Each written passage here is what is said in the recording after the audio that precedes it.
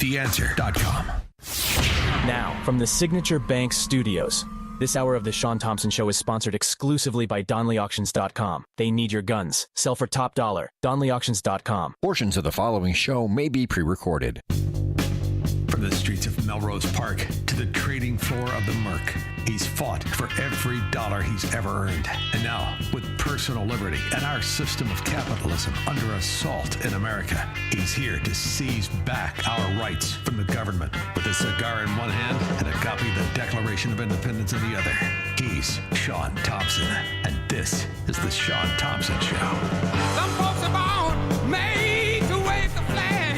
Ooh, they're red, inflation, oil, and war.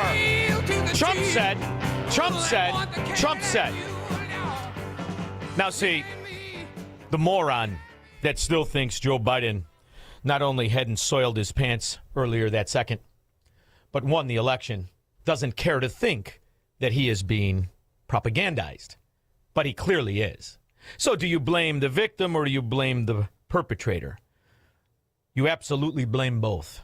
You owe it to yourself, to a government who has been lying to the American people since World War II, and an entity that exists in spite of any change to any president, the permanent bureaucracy of the real string pullers in America. He has succeeded largely in turning DOJ and the FBI into political arms of his political operation. What still exists in the system to slow that down? Well, I think, as Liz mentioned, there's still a legion of professionals in the law enforcement environment, the Department of Justice, as well as the CIA and other places, the ones who are refusing to follow politically motivated prosecutions, those who are refusing to support any type of political activities in the party. Now, this pock-faced communist scum, not only fluent in the language of terrorism, but a Gus Hall communist supporter, as he had hair when he was in college, admitted in his own biography, this communist became the CIA director. The CIA that we now know not only worked at the instruction and conjunction with Barack Obama. What exactly is your past?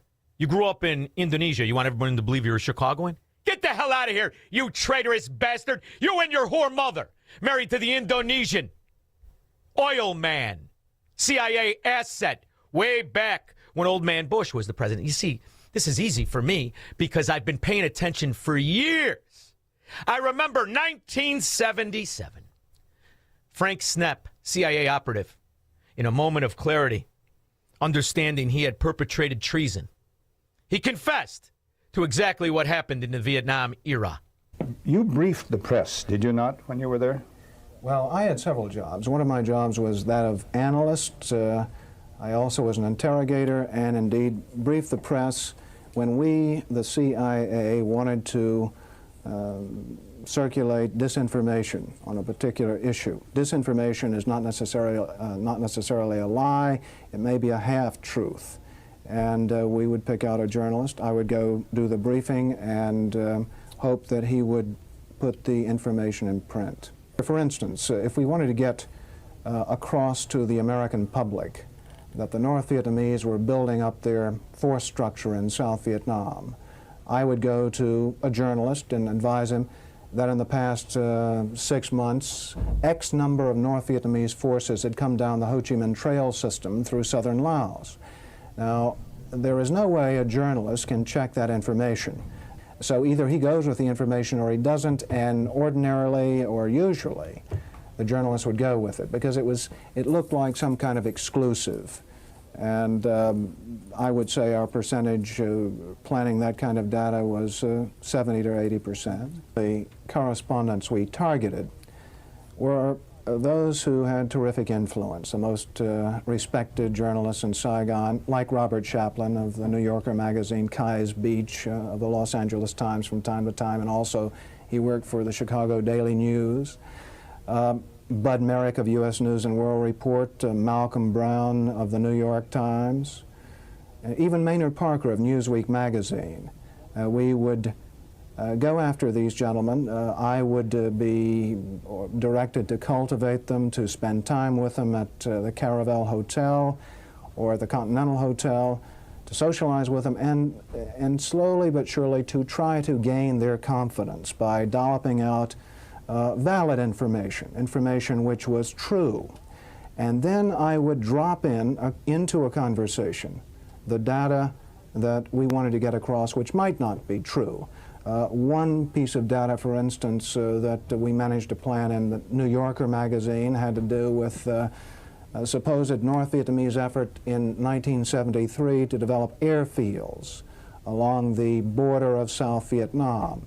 The reason we wanted to plant this information was that we were trying to persuade the U.S. Congress that Saigon should continue to get a great deal of aid, and that the North Vietnamese were the chief violators of the ceasefire accord.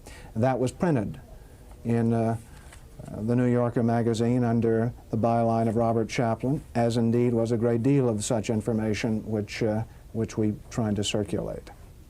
If I planted a piece of information with a reporter, I would ordinarily then try to create an environment in which he could not check the information. I would go to the British ambassador and brief him on the disinformation I had just given the reporter. So when the reporter wanted to cross-check what I'd told him with, say, the British ambassador, New Zealand ambassador, or what have you, he would get false confirmation, the same message coming back at him, and he'd say, aha, I've got proof that Frank Snepp told me the truth, when in fact what he'd gotten was simply an echo of what I'd given him in the first place via the British ambassador or other of our friendly diplomatic contacts. I am, as an ex-CIA agent, opposed to the disinformation activities in which I was involved. I admit that I was involved, and I think it served no useful purpose. Since then, and by the way, when we talk about this, and the reason I wanted you to hear this, 58,200 Americans were killed, 300,000 injured, changing the trajectory of this country forever. The trajectory of all of those families, 400,000 families. Everything changed. What could any one of them have been? All a CIA lie. All of it. What was the penalty? John Brennan was the penalty. They gained more power. George Bush Sr., more power.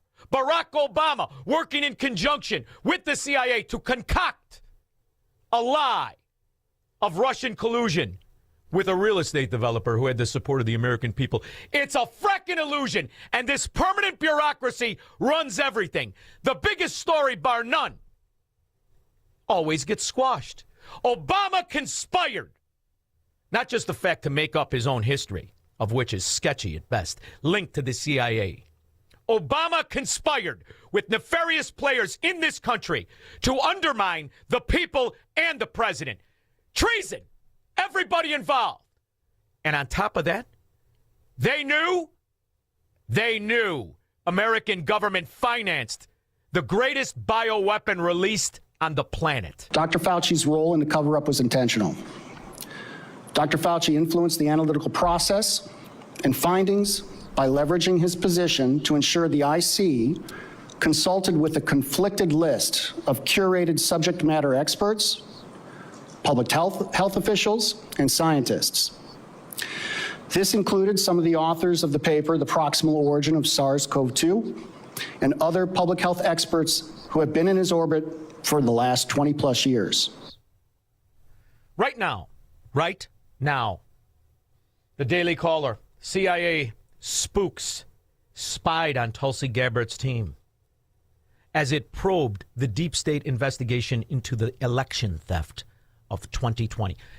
Listen, this is not radio. I don't give a rip about radio.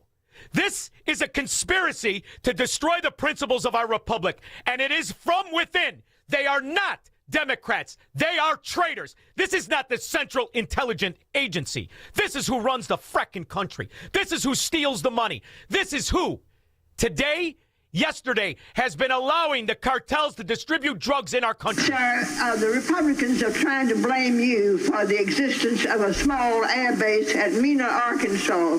This base was set up by George Bush and Oliver North and the CIA to help the Iran-Contras, and they brought in plane load after plane load of cocaine there for sale in the United States. And then they took the money and bought weapons and took them back to the Contras, all of which was illegal, as you know, under the Bolin Act.